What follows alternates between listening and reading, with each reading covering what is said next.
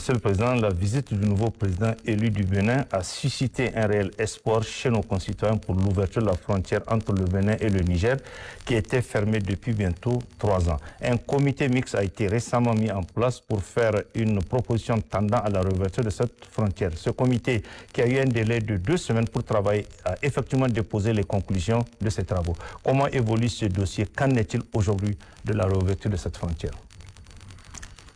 Merci. Vous parlez de la réouverture de la frontière. Quand j'intervenais lors de ma réponse à la première question que vous avez posée, j'avais dit que ce n'est pas nous qui avions fermé cette frontière. Mais nous avons réfléchi du fait qu'on soit quand même des êtres humains, dotés de bon sens, au moins qu'on ne puisse pas nous le refuser, que nous soyons dotés de bon sens, d'un esprit d'indépendance et d'un esprit critique, que nous tirions les conséquences de ce qui a été posé comme acte ayant conduit à la fermeture unilatérale de la frontière entre un même peuple. De l'autre côté Malanville, de ce côté Gaïa. Vous vous rappelez que suite à la fameuse rencontre de la CEDEAO le 30 juillet, il a été décidé, et je le rappelais ici, de fermer toutes les frontières de la CEDEAO avec le Niger. Bien sûr, il pouvait fermer certaines frontières, mais vouloir fermer la frontière entre le Burkina et le Niger ne serait que pure utopie, même si les deux pays font partie de la CEDEAO. Vouloir fermer la frontière entre le Mali et le Niger ne serait que pure utopie, même si les deux pays font également partie de la CEDEAO. Et d'autres pays dont les autorités ont fait preuve de sagesse et que je me tairai de citer. Sinon, ce serait même faire signe ou, je ne sais, sens d'ingratitude. Parce que je n'ai pas besoin de les citer. Tous les Nigériens les connaissent. Donc cette fermeture de frontières sous l'injonction de la CEDEAO nous a permis de tirer des leçons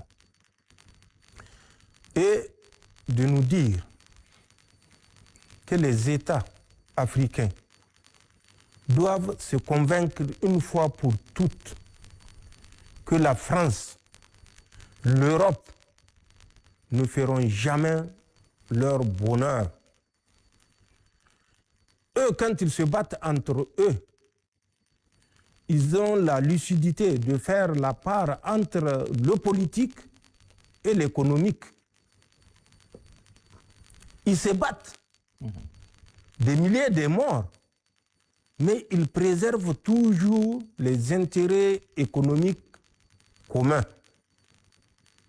Prenez un exemple qui a cours actuellement, où l'Ukraine, qui est la prolongation de toute l'Europe et de l'Occident de façon générale, fait la guerre par procuration à la Russie. Par contre, malgré ces milliers de morts, les intérêts économiques sont préservés. La France envoie discrètement ces résidus d'uranium, puisque l'uranium à bon marché ou gratuit n'est plus disponible. Ils envoient en Russie pour retraiter. Or, s'il y a un champion pour maintenir cette guerre, même si nous savons pourquoi il le fait, c'est Emmanuel Macron, et qui est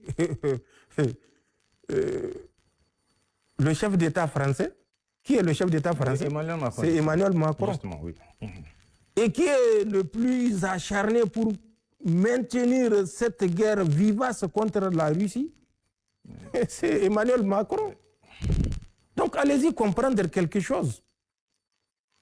On avait découvert, si vous vous rappelez, un bateau qui avait fait escale en Allemagne, chargé d'uranium enrichi en provenance de la Russie et en partance vers un pays de l'Europe ou de l'Occident. Ça veut dire quoi? Ça veut dire qu'eux, ils sont intelligents pour dissocier la politique de l'économique et que nous, nos chefs d'État de la CEDEAO, en marionnettes achevées, en marionnettes finies, ne peuvent pas faire la différence entre le domaine politique et le domaine économique, épargner leur peuple des souffrances inutiles. Mais il faut réfléchir, il faut poser des questions et poser des bonnes questions. Donc pour nous, l'ouverture de la frontière en tant que telle n'est pas l'acte fondamental. Qu'est-ce qu'il faut poser comme jalon pour que cette frontière, une fois ouverte, soit une frontière des peuples et non une frontière d'un individu? C'est ça la différence. Parce que quand la frontière appartient au peuple, un individu marionnette ne peut pas s'élever pour dire fermer. Le peuple va s'opposer à cette fermeture-là. Et ce sont ces dispositions que nous voulons prendre pour qu'à l'avenir, que ce soit un président nigérien ou un président béninois, ne puisse s'élever pour dire fermez-moi cette frontière. Parce que quand il le dira, il va trouver en face de lui tout le dandy mobilisé pour s'opposer à la fermeture de cette frontière. Et c'est pour ce faire que nous avons mis un comité qui a réfléchi, qui nous a fait des propositions en respectant le canevas. Et c'est pourquoi nous avons accueilli avec, je dirais, conscience d'énormes défis auxquels le nouveau président béninois fera face, son Excellence Ouadani. C'est pourquoi nous l'avons accueilli au Niger pour montrer que le lien entre les peuples est au-dessus du lien entre les chefs d'État. Et c'est pourquoi nous faisons tout pour que, une fois que cette frontière sera ouverte, aucun individu, si puissant croit-il être, ne puisse la fermer selon ses humeurs. Et vous convenez avec moi, beaucoup d'eau a coulé sous le pont.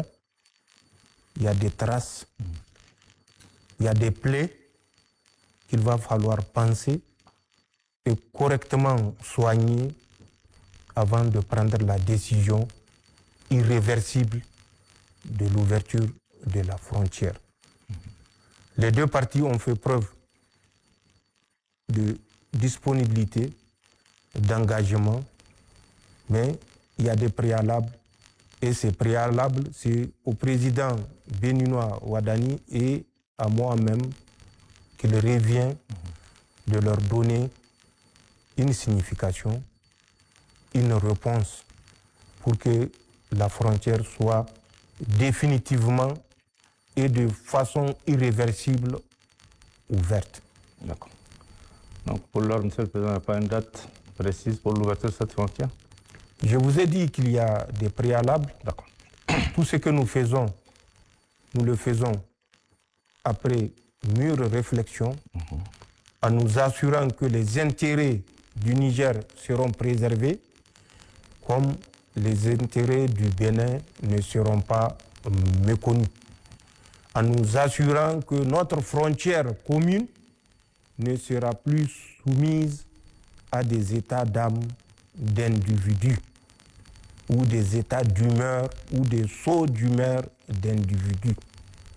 Que ce soit la propriété d'un même peuple frère depuis des milliers d'années. Voilà la réponse que je vais donner à cette question. Et j'espère que les Nigériens comprendront ce que je vais dire ou ce que je viens de dire, de même que les Béninois.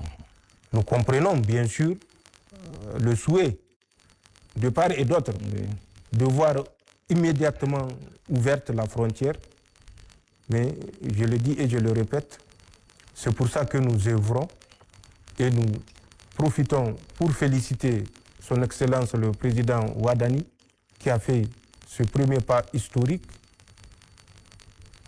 historique puisque vous le savez, contrairement au prédécesseur qui s'est distingué par sa volonté de détruire le Niger tout simplement.